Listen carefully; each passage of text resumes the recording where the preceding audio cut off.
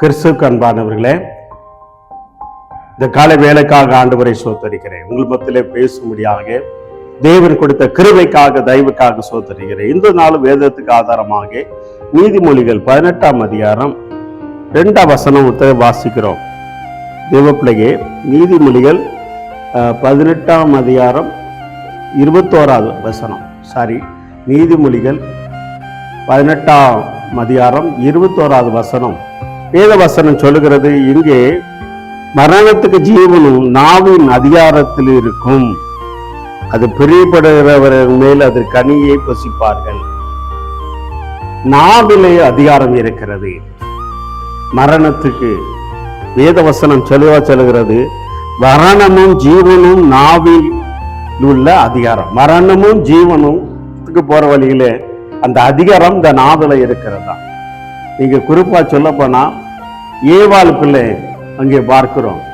அந்த கனியை அந்த நாவு டேஸ்ட் என்ன, அந்த அதிகாரத்தை பயன்படுத்துறது நாவல தான் இருக்கா. வேதவசனம் சொல்லுகிறது, நாவானது என்ன பண்ணும், சுட்டரித்து விடும் அப்படின்னு சொல்லி ஒரு அதிகாரம் இருக்கிறது. ஒரு மனுஷனை அழிக்கிறதும் என்ன, அநேகர் கை மாம்சத்துல கொலை செய்யறது, நாவுனால் கொலை செய்யறது அநேக காரியம், அதிகாரம் அதுக்கு இருக்கிறது. அந்த நாவு இருக்கிறத, மரணமும் இருக்கிறது, ஜீவனும் இருக்கிறது, நல்வழியை கொண்டு போறது இருக்கிறது. இந்த நாவுல அதிகாரம் இருக்கிறது. ஆண்டவர் சொல்லுகிறார். இந்த வார்த்தையை கேட்டுக்கொண்டு இருக்கிற தேவனுடைய பிள்ளைங்க, நீதிமொழிகள் 18:21 தெளிவாக சொல்லுகிறது. அப்ப அந்த கனி நல்ல கனி, எந்த கனி புசிக்கணும், எதை புசிக்க கூடாது, எது நல்ல வழி, இந்த நாவுக்கு தெரியும். ஆனா அந்த அதிகாரத்தை நல்ல ஜீவனுக்கு போற வழியாக அந்த நாவை என்ன பண்ணணும், பயன்படுத்தணும். அதுக்கு நம்ம உதாரணத்துக்கு நிறைய காரியங்கள் சொல்லுகிறது. என்ன, ஒரு கப்பல் போகணும்னா அவன் சிந்திக்கிற அந்த எங்க போகணுமோ அங்க போவான். அதே போல அந்த நாவு என்ன பண்றது, நல்ல ஆண்டவரை துதிக்கிறது, நல்ல அன்வனம் பண்றது, அநேகரை சபிக்கிறது இந்த நாவு தான் இருக்கிறது. அதனாலதான் ஆண்டவர் சொல்ற, மரணமும் ஜீவனுக்குள்ள அந்த கனியை புசிக்கிறதுக்குமான அதிகாரம் இந்த நாவில் இருக்கிறது. இந்த வார்த்தை கேட்டுக்கொண்டு இருக்கிற தேவனுடைய பிள்ளையே, இந்த நாவானது எப்படிப்பட்டதாக இருக்கிறது. தேவ பிள்ளையே, உன் நாவை எப்படி நீ பயன்படுத்துகிறாய், அது அந்த அதிகாரம் நாவுல அதிகாரம் இருக்கிறது. சகோதரனே சகோதரி, அந்த நாவுல அதிகாரம் இருக்கிறது. அது ஜீவனுக்கு போற வழியாக, நல்ல கனியை புசிக்கிற வழியாக நீ அந்த அதிகாரத்தை, அந்த நாவான அதிகாரத்தை பயன்படுத்துறாயா, இல்ல மரணத்துக்கு போற வழியில நீ பயன்படுத்துறாயா? வேதவசனம் நாவுல பேசுறது ரொம்ப ரொம்ப ஞானமா பேசணும். அதுல அதிகாரம் இருக்கிறோம்னு தேவன் சொல்லுகிறார். நீங்க யாரா இருக்கலாம், சிலர் என்ன பண்ணுவாங்க, அப்படி பதறி பேசிடுவாங்க. இந்த நாவுனால் அநேகரை சபிக்கிறது, அநேகரை என்ன பண்ணுகிறது, துர்க்குணம் பேசுறது, எல்லா காரியங்களும் இந்த நாவில இருக்கிறது. இந்த வார்த்தை கேட்டுக்கொண்டு இருக்கிற தேவ பிள்ளையே, தப்பான எண்ணத்தை இந்த அதிகாரத்தை நாவுகானது என்ன பண்ணுகிறது, அது தப்பான வழியில கொண்டு போகிறது. ஏவாளுக்குள்ளே பாருங்க, அந்த நாவு பிசாசானவன் தூண்டினவனே அந்த அதிகாரத்தை என்ன பண்ணுகிறான், தப்பான வழியில எந்த கனியை சாப்பிடக்கூடாதுன்னு தேவன் சொன்னாரோ அந்த கனியை சாப்பிட முடியாத அந்த நாவானது என்ன பண்ணுகிறது, அப்படி மரணத்துக்கு எதுவாக இழுக்கிறது, பாவ மரணத்துக்கு எதுவாக இழுத்தது. அதனாலதான் ஏவாள் விழுந்து போனார். எனக்கு அருமையான தேவனுடைய பிள்ளைகளே, நாவை அடக்க வேண்டும்.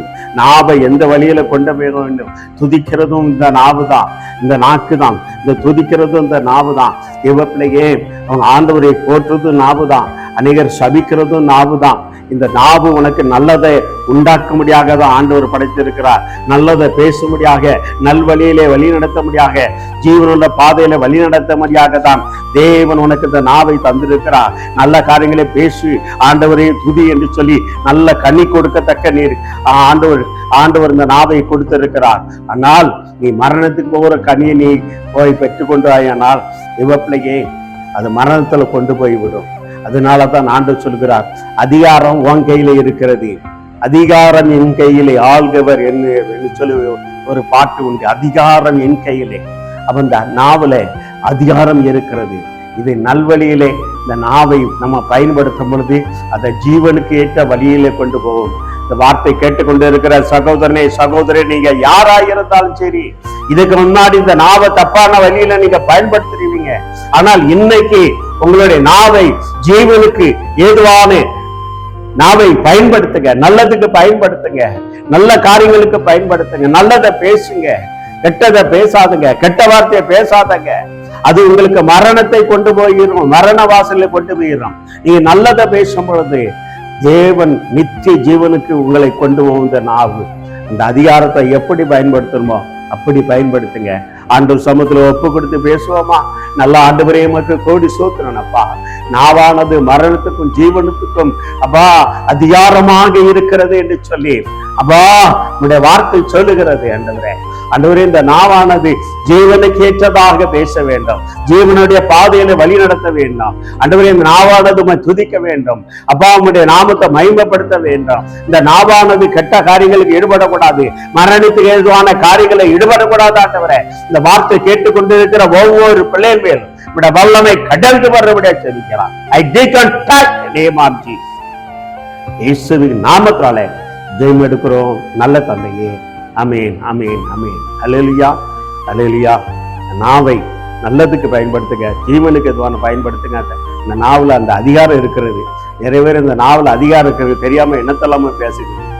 அந்த அதிகாரம் அதை பயன்படுத்தினா அவ்வளவுதான் தேவ பிள்ளையே. அதனால ஜாக்கிரதையா இருங்கள். கர்த்தர் பெரிய காரியங்களை செய்வார். God bless you. Amen, amen, amen.